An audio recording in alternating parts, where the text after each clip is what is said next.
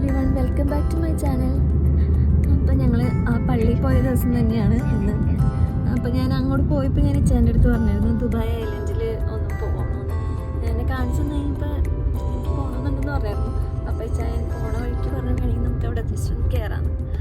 അപ്പോൾ ഞാൻ അതൊന്ന് വീഡിയോ എടുക്കാമെന്ന് വിചാരിച്ചു. ഞാൻ നിങ്ങളെ കാണിച്ചാലോ. ഉച്ച ഇപ്പോൾ ഉറങ്ങി. അപ്പോൾ ഞങ്ങൾ അങ്ങോട്ട് പോയിക്കൊണ്ടിരിക്കുകയാണ്.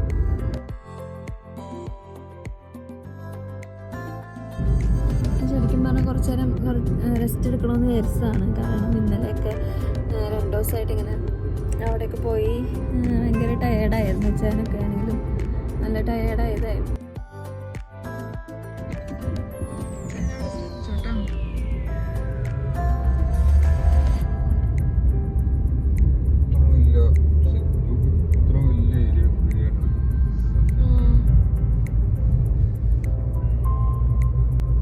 ബിൽഡിങ് പോലും ഇല്ലല്ലേ, ഏരിയയിലൊരു ബിൽഡിങ് പോലും ഇല്ല.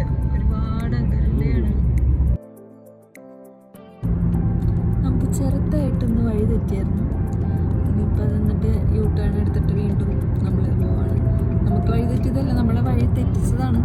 ആര് നമ്മളെ ഇട്ടുണ്ടായിരുന്നല്ലോ ഗൂഗിൾ മാപ്പ്, അവർ തന്നെ പറഞ്ഞു തെറ്റിച്ചു. വേറെ എവിടെയൊക്കെയോ പോയി.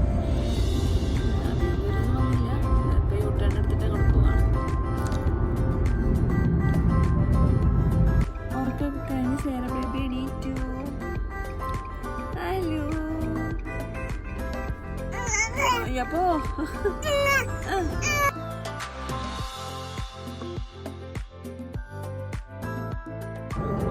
ഫൈനലി നമ്മൾ ബീച്ചെത്തിയിരിക്കുന്നു.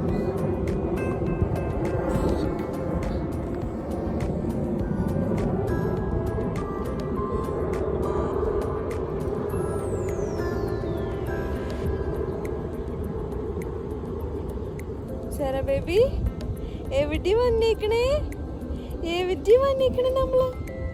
നമ്മളെവിടെ വന്നേക്കണേ?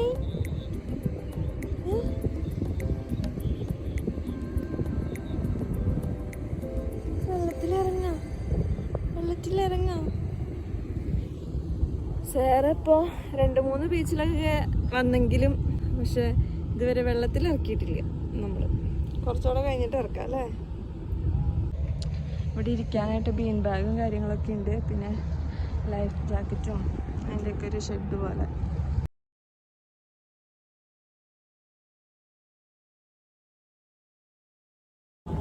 ഇച്ചാന്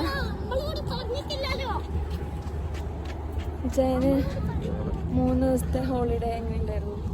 3 ദിവസത്തെ ഹോളിഡേ ഫുള്ള് ബിസി ആയിരുന്നു. കറക്കം തന്നെയായിരുന്നു. എൻജോയ് ചെയ്തില്ലേ? എൻജോയ് ചെയ്തു. കുറേ സ്ഥലങ്ങളിലൊക്കെ പുതിയത് പോയി. നേരം സമയം പോക്കായിരുന്നു. സേറമോളെ കൊണ്ട് കുറച്ച് സ്ഥലമൊക്കെ കറങ്ങാൻ പറ്റിയല്ലേ. സേറമോളിലെ ക്ഷീണം ഇതുവരെ മാറിയിട്ടില്ല. അവനോളം ഉറക്കം തന്നെയാ. സേറമോളെ ഇവിടെ എവിടേക്ക് എന്നെ കൊണ്ടുപോണേ? അതാണ് ആലോചിക്കണേ.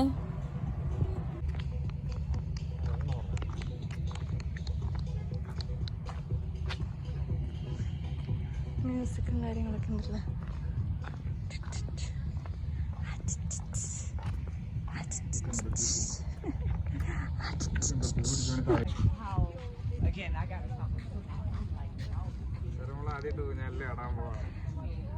ഓ ഡാഡയുടെ കൂടെ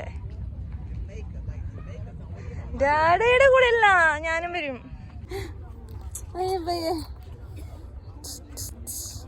ഹലോ, ഊഞ്ഞാലാടാണല്ലോ സേറമോള്. അപ്പോൾ അത്രയും നേരമൊക്കെ ഞങ്ങൾ അവിടെ നിന്നോളൂ. കാരണം പിറ്റേ ദിവസം ഇച്ചാന് ഡ്യൂട്ടിക്ക് പോകണമായിരുന്നു. അതുകൊണ്ട് ഞങ്ങൾ പതിയെ വീട്ടിലേക്ക് തിരിച്ചു.